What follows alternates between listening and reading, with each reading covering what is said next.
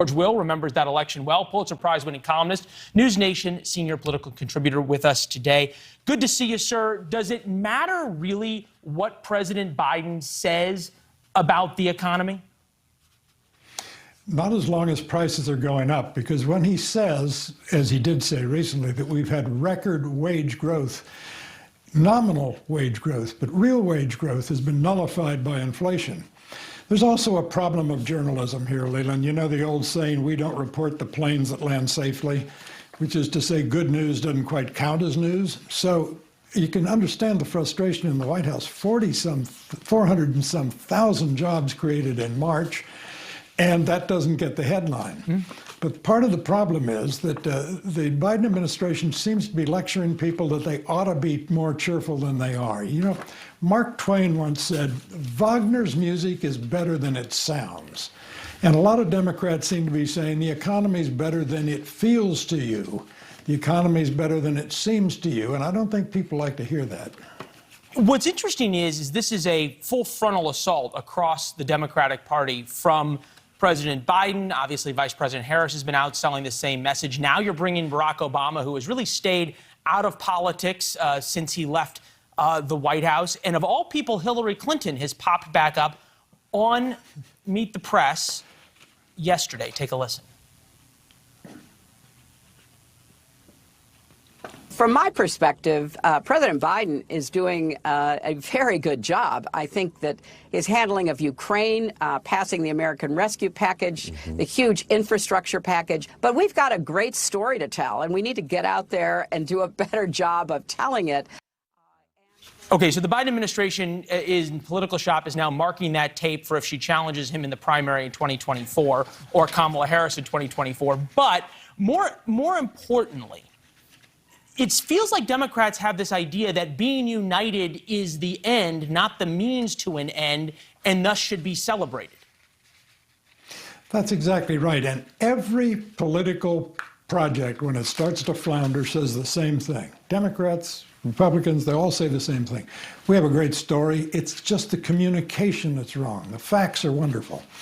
The facts are what they are, and the country has decided that inflation is more important than everything else. And until inflation comes down, they're going to hear this mixed message. The message went like this from the Biden administration. There'll be no inflation. Then inflation came and they said, well, it's transitory inflation. And then it stuck around for a while. So we have inflation and it's not transitory, but it's Putin's fault. And at this point, that message, I think, seems garbled, and a lot of Americans have simply tuned out the administration's rhetoric. I'll give you chapter 4, version 4. If it's not Putin's fault, it's greedy big business's fault. A little montage of the president and Elizabeth Warren over the past couple of months. Take a listen.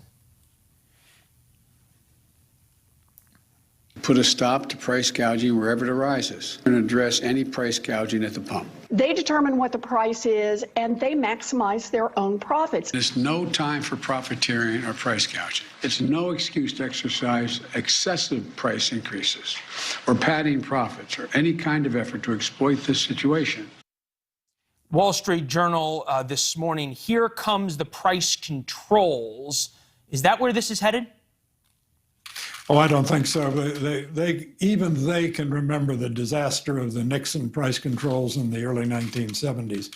This is a cartoon view of the economy, that it's greedy businessmen with diamond stick pins in their ties. Something like a little orphan Annie. The fact is the law of supply and demand has not been repealed.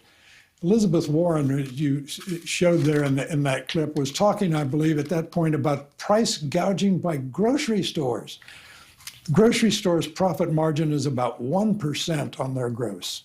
They must have doubled over laughing so they would not cry when they were told that they, of all people in this country, were price gouging.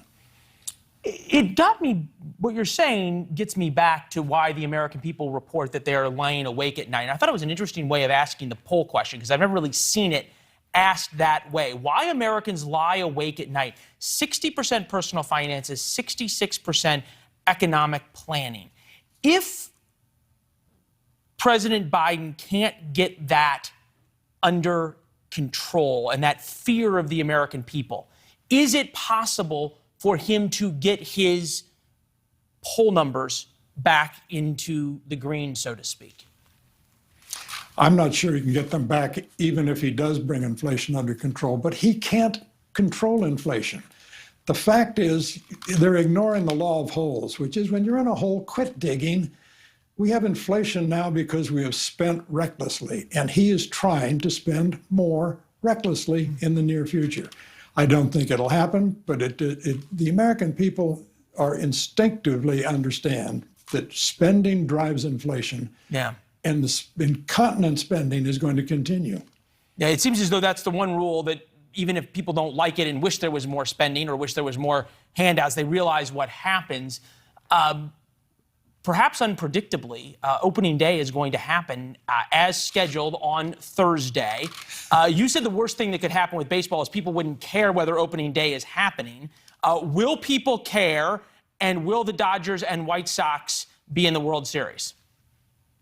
Well, actually, I would predict both of those. The Los Angeles hedge funders, as they should be called, because they've got all the money and creation, are going to be there because they have an enormously stacked lineup.